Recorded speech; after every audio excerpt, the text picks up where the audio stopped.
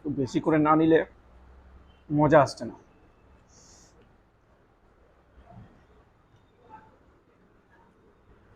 হা হা হা হা। Regular regular এই খেয়ে শরীর খারাপ করে না? না, একদম না। আচ্ছা। একটা সর্দারজি এসেছিল, আমার বাবা ছিল, আমরা ছোট ছিলাম, ওই বানালো নতুন। 40 45 45 45 year running. You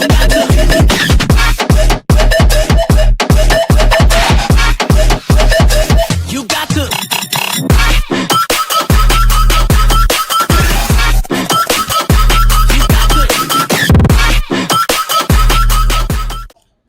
একটা টাইম ছিল যখন পাকিস্তান বলেছিল বলিউডের একটা অ্যাক্ট্রেসকে যদি তাদেরকে দিয়ে দেওয়া হয় তাহলে তারা কাশ্মীর ছেড়ে দেবে।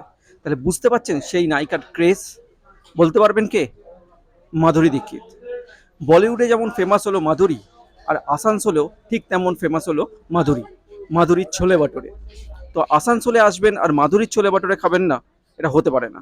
তাই আজকে আমি চলে এসেছি মাধুরীর দোকানে। সেখানকার ছোলা বাটোরা আমি খাবো, জানাবো আপনাদের রিভিউ, টেস্ট, দাম কত, সব কিছু। তাহলে সঙ্গে চলুন। আর আমাদের এই সেকেন্ড সিজনের tagline, get me food make my mood. আর যারা আমার চ্যানেলে নতুন তাদের জন্য আমি Soumya, welcome back to your own channel passport to eat. Please like, share and subscribe our channel and press the bell icon to get more videos. So stay tuned.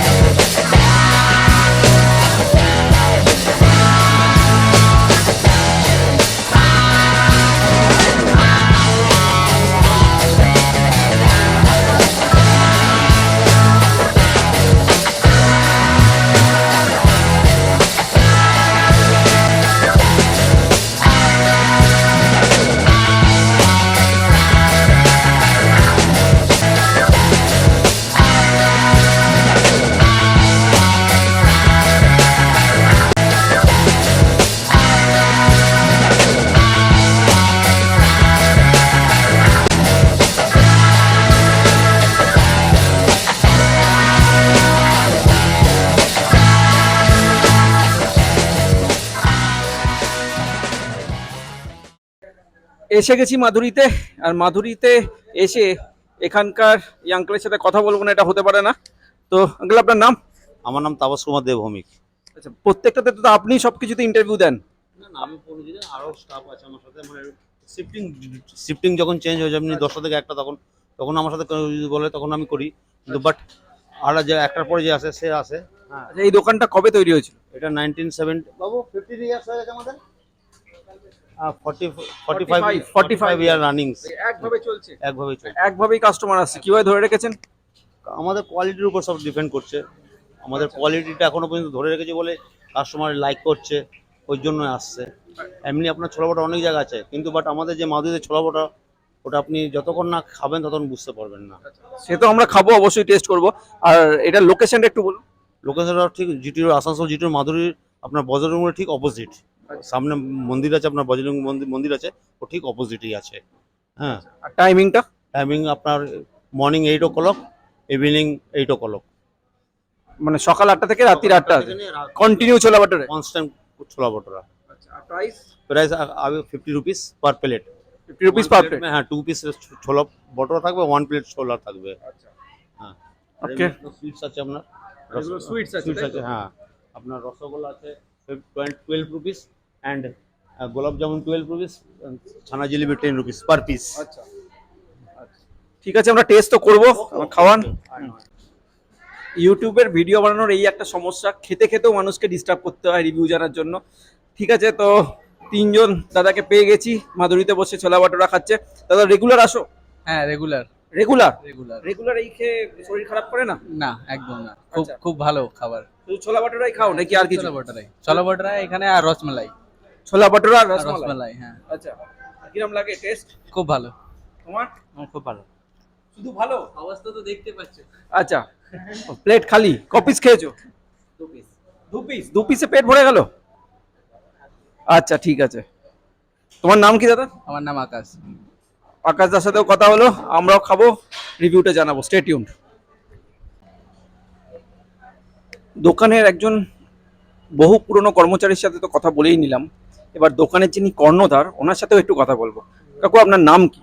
আমার নাম দিলীপ কুমার মাখারিয়া আছে, আমরা রাজস্থানী আছি, মানে পাঞ্জাবের ডিশ আছে, আচ্ছা পাঞ্জাবের ফেমাস আছে এখানকার।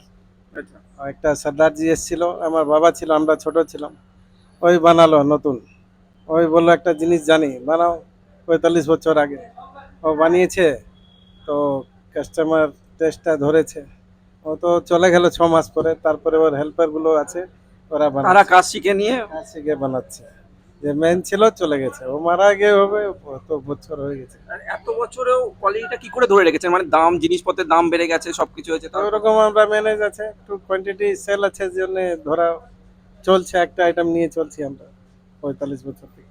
তাহলে যেটা কেউ দেখায় না সেটা আমরা দেখালাম, এই এই দোকানের আসল ইতিহাস, আসল গল্পটা। তাহলে অবশ্যই বাকি ভিডিওটাও পুরোপুরি দেখবেন, কোনো জায়গা স্কিপ করবেন না, সঙ্গে থাকুন।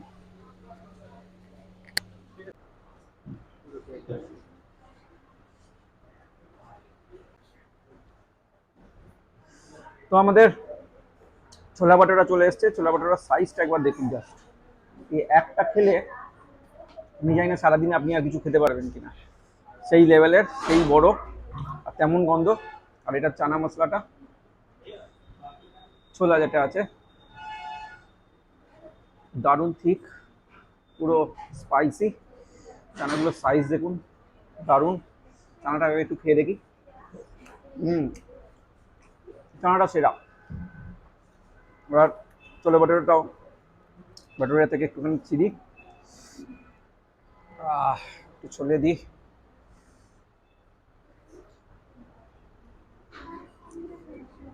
হুম, যদি আপনি এই লুচি, ময়দা, পরোটা, নান এগুলো পছন্দ করেন, তাহলে এই মাধুরী আপনার জন্য বেস্ট জায়গা। দারুণ টেস্ট।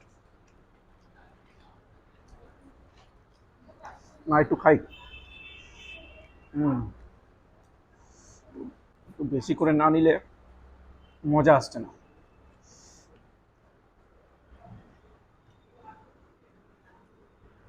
হা হা হা হা, দারুণ।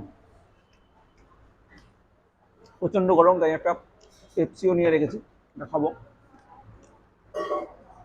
তার আগে আমাদের চ্যানেলের রেগুলার আপডেট পাওয়ার জন্য আমাদের ফেসবুক আর ইনস্টাগ্রাম পেজকে ফলো করুন, যার লিঙ্ক আমি অলরেডি ডিসক্রিপশন বক্সে দিয়ে দিয়েছি।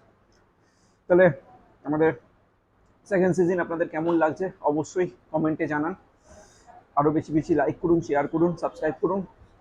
আমি খেতে থাকি এই চানা মশলা। না খেলে আপনি টেস্ট বুঝতে পারবেন না। অবশ্যই আসানসোলে আসলে মাধুরী ভিজিট করবেন আর এখানকার ছোলে ভাটোরে খাবেন, দারুণ। পেপসিটাও খুলে নিয়েছি, যা গরম, এই গরমে এই পেপসি বা থামস আপ না খেলে জাস্ট মরে যেতে হবে এই এত গরমের মধ্যে শুটিং করা। কিন্তু পেপসি বা এই কোল্ড ড্রিঙ্কসগুলো খাওয়া উচিত নয়, তাও কিছু করার নেই, এই গরমে শুটিংয়ে আমাকে খেতে হচ্ছে। তাই আমি জিরো সুগার নিয়ে নিয়েছি, যাতে খুব একটা ক্ষতি না হয়।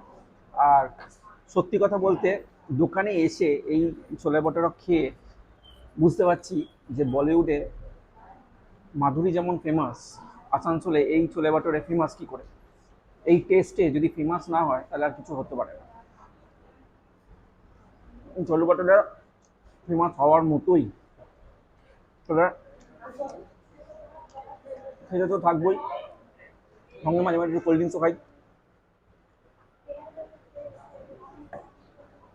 তো আমি খাই, আবার দেখা হবে পরের এপিসোডে। সবাই ভালো থাকবেন, সুস্থ থাকবেন।